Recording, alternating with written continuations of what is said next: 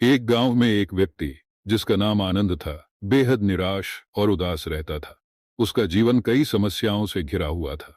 वह हर दिन अपनी कठिनाइयों से जूझता और समाधान खोजने की कोशिश करता, लेकिन असफल रहता। एक दिन जब उसकी सहन शक्ति खत्म हो गई, वह सोचने लगा कि अब उसका जीवन निरर्थक है। वह सुनता है कि पास के जंगल में बुद्ध ध्यान कर रहे हैं। लोगों का कहना था कि बुद्ध की शिक्षाएं जीवन में शांति और समाधान ला सकती है। आनंद ने निश्चय किया कि वह बुद्ध से मिलकर अपने प्रश्नों का उत्तर ढूंढेगा। आनंद चल पड़ा और कई घंटों तक जंगल में चलता रहा। अंततः वह एक विशाल पीपल के पेड़ के नीचे पहुंचे, जहां बुद्ध ध्यानमग्न बैठे थे। उनकी उपस्थिति से ही शांति का अनुभव होता था। आनंद ने धीरे धीरे उनके पास जाकर बैठने का साहस जुटाया। आनंद ने अपना सिर झुकाकर कहा, हे बुद्ध, मेरा जीवन दुखों से भरा है। मैं समस्याओं से परेशान हूं और मुझे कोई समाधान नहीं मिल रहा है। कृपया मेरी मदद करें। बुद्ध ने धीरे से अपनी आंखें खोलीं और आनंद की ओर देखा। उनका चेहरा शांत और मधुर मुस्कान से भरा हुआ था। बुद्ध ने कहा, यदि तुम अपने मन को शांत कर सको तो तुम्हें बाहर का संसार भी शांत लगेगा। आनंद ने ध्यान से सुना, लेकिन वह अभी भी कुछ समझ नहीं पाया।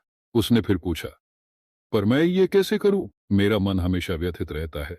बुद्ध ने एक प्याला पानी उठाया और कहा, यदि इस पानी में मिट्टी मिला दी जाए तो यह गंदा हो जाएगा, पर यदि हम इसे कुछ देर के लिए छोड़ दें तो मिट्टी नीचे बैठ जाएगी और पानी फिर से साफ हो जाएगा। इसी प्रकार तुम्हारा मन भी विक्षिप्त होता है जब तुम उसे बाहरी समस्याओं में उलझाते हो, लेकिन यदि तुम उसे शांत रहने दो तो सब कुछ साफ और स्पष्ट हो जाएगा।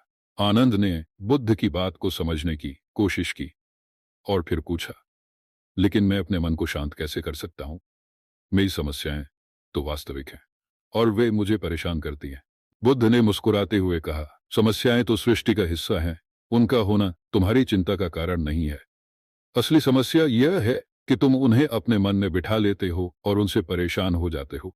ध्यान करो, अपने मन को स्थिर करो और तुम देखोगे कि समस्याएं अपने आप हल हो जाएंगी।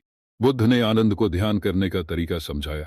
उन्होंने कहा, अपनी श्वास पर ध्यान केंद्रित करो। जब भी कोई विचार आए उसे बिना किसी प्रतिक्रिया के जाने दो। धीरे धीरे तुम्हारा मन शांत होगा और तुम्हें समाधान अपने आप दिखाई देने लगेगा। आनंद ने बुद्ध की बात मानकर ध्यान करना शुरू किया। कुछ समय बाद उसका मन शांत होने लगा और उसकी समस्याएं उसे अब उतनी बड़ी नहीं लग रही थी। उसे एहसास हुआ कि समस्याएं केवल उसके मन की उपज थी और उनका समाधान भी उसके भीतर ही था। ध्यान से उठकर आनंद ने बुद्ध को प्रणाम किया और कहा, अब मैं समझ गया हूं, मेरी समस्याएं वास्तविक नहीं थी, वे केवल मेरे विचारों का परिणाम थी। अब मैं अपने मन को शांत रखूंगा और समस्याओं को हल करने के लिए शांत दृष्टिकोण अपनाऊंगा। बुद्ध ने आनंद की ओर देखकर कहा, याद रखो, शांति तुम्हारे भीतर है और हर समस्या का समाधान भी तुम्हारे भीतर ही है। बस तुम्हें इसे दिखना और पहचानना है।